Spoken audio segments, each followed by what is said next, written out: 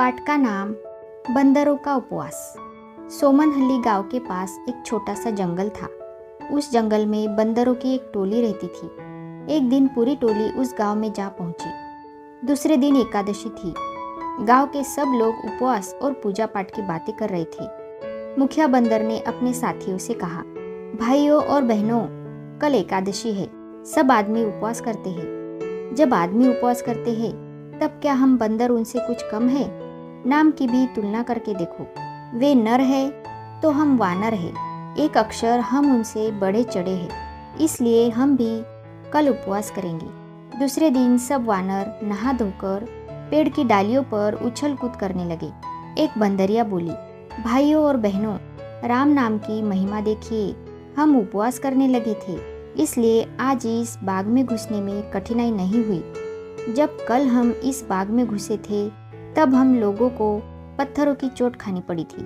यह सुनकर सबने राम नाम का जयनाद किया। इसके बाद सामूहिक प्रार्थना शुरू हुई। तब तक दोपहर हो चली थी। बंदरों के पेट में चूहे दौड़ने लगे थे। तब एक दूसरी बंदरिया बोली, भाइयों, इस तरह बेकार समय गंवाने से क्या फायदा? कल तो हमें उपवास तोड़ना ही होगा। आज अगर हम पूरा दिन उपवास करेंगे तो कल चलने फिरने और बाहर आहार ढूंढने की भी हम में शक्ति नहीं रहेगी। मैं एक सलाह देती हूँ, कल के लिए आज ही हम आहार की सामग्री क्यों न जुटाए? मनुष्य तो 1-2 महीनों या कभी कभी 1-2 सालों का अन्न जुटाकर अपने पास रखता है। क्या हम उससे कुछ कम है?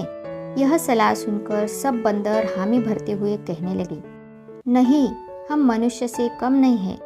चलिए हम भी कल के लिए अन्न जुटाएंगे। बंदरों की टोली आहार की खोज में निकल पड़ी। उस गांव में केले का एक बाग था। वह जमींदार का था।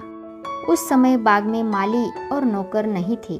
वे एकादशी के कारण घर में पूजा पाठ कर रहे थे। बंदरों का समूह खुशी खुशी बाग में घुसकर कल के लिए केले तोड़ तोड़कर अपने पास रखने लगा। केलों को देखकर बंदरों के मुंह में पानी आने लगा। उसमें से एक बंदर चालाक था। वह बोला, कल तो हमें केले खाकर उपवास तोड़ना है ही। उपवास रखने से कल हमारे हाथों में शक्ति कहाँ रहेगी? इसलिए आज ही केले का छिलका निकालकर सुरक्षित रख लेते हैं। दूसरा एक बंदर बहुत चालाक था। उसने अपने साथी की बातें सुनकर उसका मतलब ताड़ लिया। उसके मुंह में पानी भराया। वह बोला, केलों को हाथ में लेकर कल तक क्यों बैठे? क्यों ना अभी से उन्हें मुंह में डालकर सुरक्षित रख ले। अब तक सब बंदर उस उपवास व्रत से तंग आ गए थे। एक साथ बोले, हाँ हाँ भाई, ठीक कहते हो। सब बंदरों ने केलों को मुंह में रख लिया।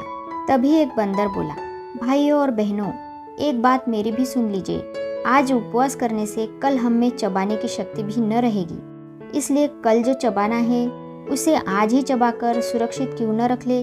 सब बंदरों को अब तक उपवास से घृणा हो चुकी थी। सभी केले चबा चबाकर मुंह में लिए एक दूसरे को देखते रहे। अंत में एक बंदर बोला, चबाकर मुंह में रखने से क्या फायदा? पेट में ही क्यों न सुरक्षित रख ले। सबको यह सलाह पसंद आई। सब केले चबाकर निगलने लगे। इस तरह बंदरों ने अपने ढंग से एकादशी व्रत को निभाया। तो दोस्तों, इसी के साथ ये पाठ यहीं पर समाप्त होता है। मिलते हैं अगले पाठ में। तब तक के लिए धन्यवाद।